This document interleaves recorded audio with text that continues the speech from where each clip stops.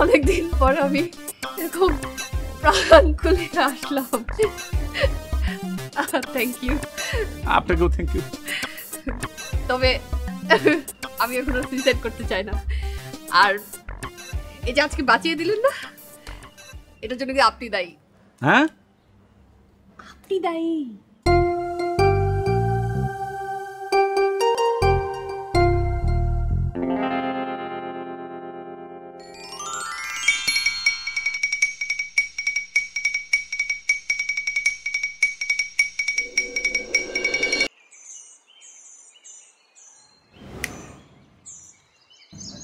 ঘটনা কি?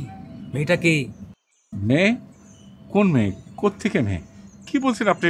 আচ্ছা ভাই বন্ধু, মানে আপনি জানেন না যে যেখানে মেয়ে মানুষ সেখানে আমি? কি ধরনের কথা বলছেন আপনি? লেখক, আমার প্রিয় ভাই, প্রিয় বন্ধু, আমার কাছে কোনো কিছু গোপন করে লাভ নাই। এই যে নিয়ে এসে, এইটা আজকে আমি তোমার পড়াই।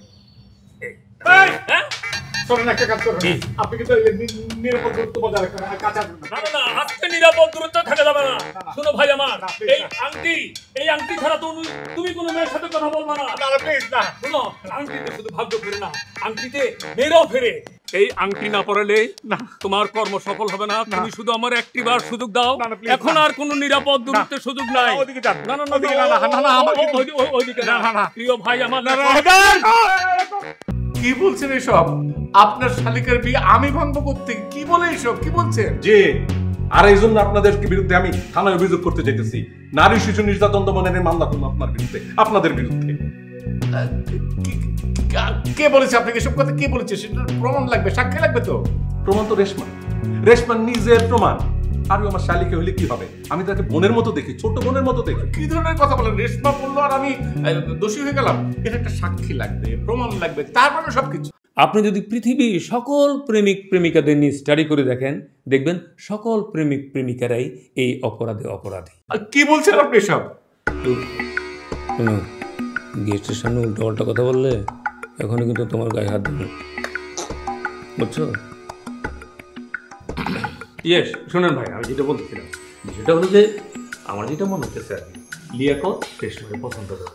আমার মনে হয় রেশমাও লিয়াকতকে পছন্দ করে। এখন উভয়কে যদি পছন্দ করে থাকে তাহলে ওদের বিয়ে শাদী করতে অসুবিধা কোথায়? এখন আপনি দুলাভাই হিসাবে, গার্জিয়ান হিসাবে এই দায়িত্বটা নেন, বিয়েটা পড়াই দেন, বেশ, ঝামেলা খতম, মামলা ডিসমিস। খামাখা থানা পুলিশ করার কি দরকার? তাহলে মোটামুটি কিন্তু খারাপ বলেন নাই। তাহলে আমি কি মানে জোগাড় যন্ত্র করা শুরু করবো? বলবো রেশমাকে? হ্যাঁ অবশ্যই, বিষয়টা ফাইনাল। শুনেন, আপনি একটা কাজ করেন, আপনি রেশমার সাথে কথাবার্তা বলে বিয়ের দিন তারিখ আপনি ঠিক করে ফেলেন, কোনো অসুবিধা নেই। আচ্ছা ঠিক আছে, শুভ কামে দেরি করতে না। ঠিক আছে, তাহলে আমি ওকে। আচ্ছা